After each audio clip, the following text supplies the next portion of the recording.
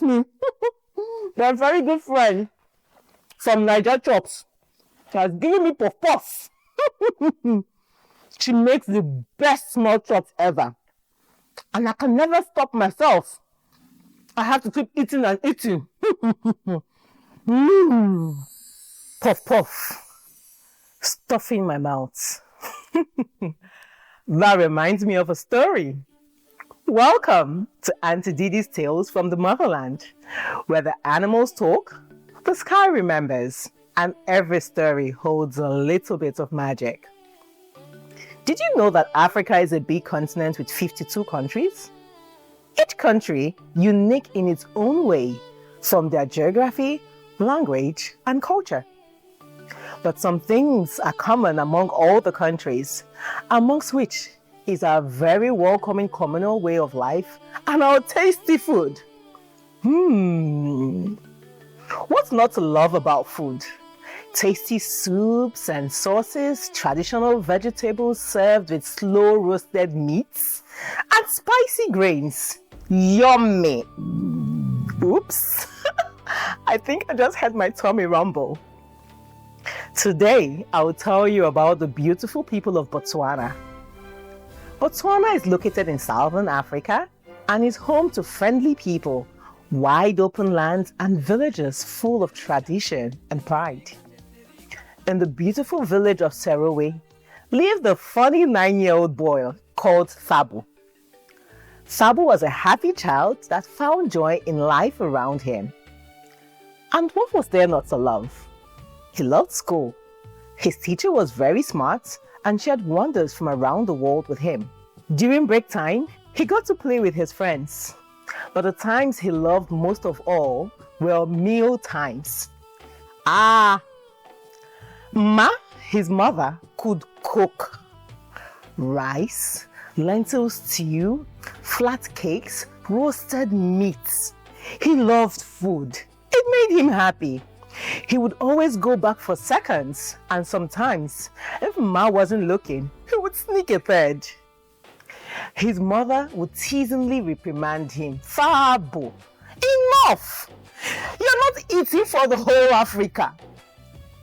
But Mom, he would reply, I'm not all the way full, and your cooking is so good. You shouldn't blame me. Of course, which mother didn't like to see her cooking being appreciated? She would chuckle and give him another helping. Okay, just a little bit, you cheeky little charmer. But no more. You've got to leave some for your siblings. Thabo didn't mind, because he knew being the last child, he would wheedle his brothers and sisters to give him some more from their portion.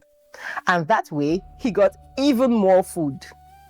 What his mother didn't know, however, was that what seemed to be a harmless love for food was quickly becoming Thabo's obsession. His nose could sniff out the aroma of cooking food anywhere, and he would follow that aroma until he found the pot that was sizzling.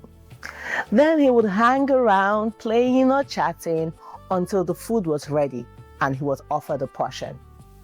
At school, when it was lunchtime, he quickly gobbled up his own meal and then went around asking classmates for some of theirs. Thabo, they would cry. Stop begging for food. You're becoming a glutton. But because he was such a happy and funny boy, he was typically able to charm them into giving him some food. News of his behavior eventually reached his mom, and she was very disappointed. Thabo, do I not give you enough food in this house? You get more than your other siblings. Why must you embarrass me this way in the whole village, eh?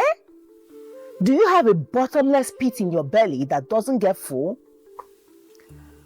Thabo couldn't understand why Ma was upset. He did his chores, he was respectful, and he did all his homework. He wasn't stealing the food. He minded his manners when he asked for it, saying please and thank you. Was it his fault if he loved food and other people didn't? One night, as the moon shone over Serowe and the village slept. Thabo caught the smell of roasted meat floating through the air. His nose twitched and his belly rumbled loudly, though he had eaten very well at dinner. Curious, he slipped quietly out of the house and followed his nose to the village well. There, sitting by a small fire, was a strange man roasting meat and baking flatbread on the stones. Without waiting for permission, Thabo sat down. "Please, can I have some food?" he asked. He asked politely, but he didn't wait for an answer. Before the man could even say anything, Thabo had grabbed a piece of bread and cut off some meat and started chewing. He ate and ate until he finished it all. He belched loudly. "Thank you for the food!" And quick as a hare, he ran back home. As he slipped under his blanket, he thought, well, I don't think that man was hungry, since he didn't eat anything.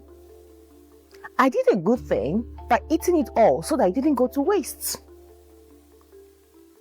The very next night, even though Thabo had again had a very big helping at dinner, he had actually had 3 big helpings.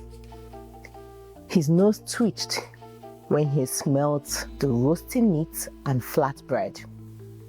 Without a second thought, he jumped out of bed and ran down to the well. Sure enough, the man was there again, roasting meat and baking bread. This time, he looked at Thabo like he had been expecting him and smiled. "You like food, eh?" Thabo nodded eagerly. "Yes." "You don't know when to stop, eh?" Thabo looked puzzled. "Of course I know when to stop. You stop when the food is finished." The man chuckled. "Are you sure you want to eat this food tonight? It will teach you a lesson, oh." "Yes, please," Thabo replied, licking his lips. "I love learning.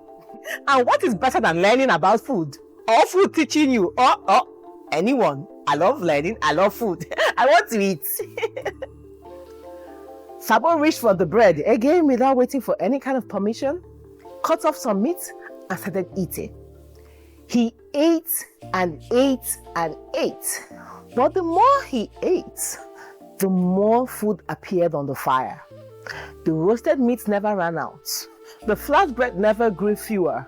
His belly stretched like a drum. Still, Thabo could not stop. Something weird started to happen. His belly stretched round and full like a balloon until suddenly it began to lift him off the ground. Lighter and lighter, and before he could understand what was happening, his belly had made him float up in the air. Thabo gasped. What was happening to him? He was flying, but not with wings. His belly was taking him up in the air. And he wasn't floating over Serowe. He was drifting through time and space. His own time and space. Below him, he saw himself as he was watching from the sky, running from pot to pot, snatching up food greedily. He saw himself sneaking extra helpings meant for his siblings. He saw the faces of his classmates frowning as he begged for their meals. He heard his mother's disappointed voice echoing, "Do you have a bottomless pit in your belly that doesn't get full?" It made him pause.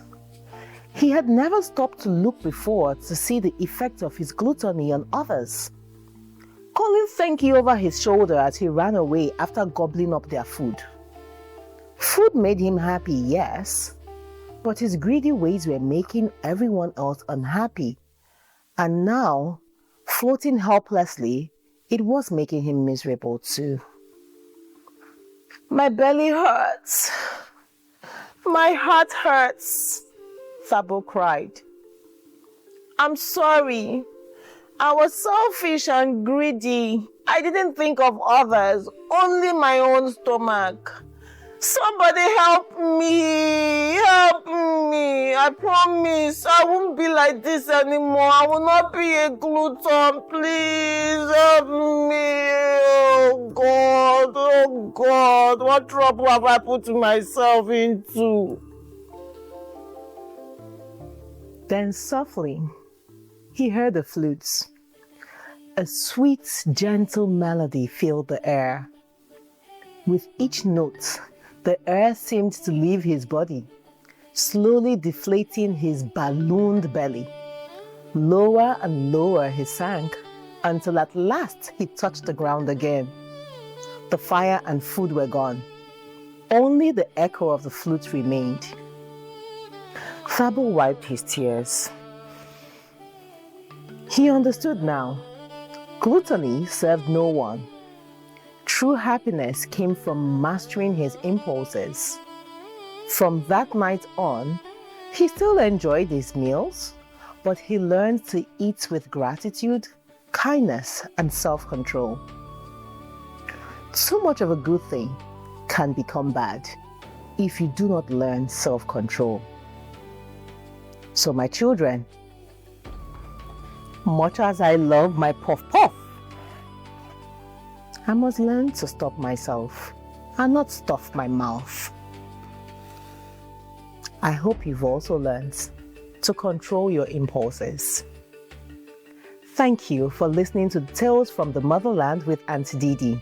Until next time, take care of the little things. They make a big difference. Now, if you've enjoyed the story, why not share it? Like and tell us in the comments, what did you learn? I want to say a big thank you to Auntie Anna from Niger Chops for sponsoring today's episode.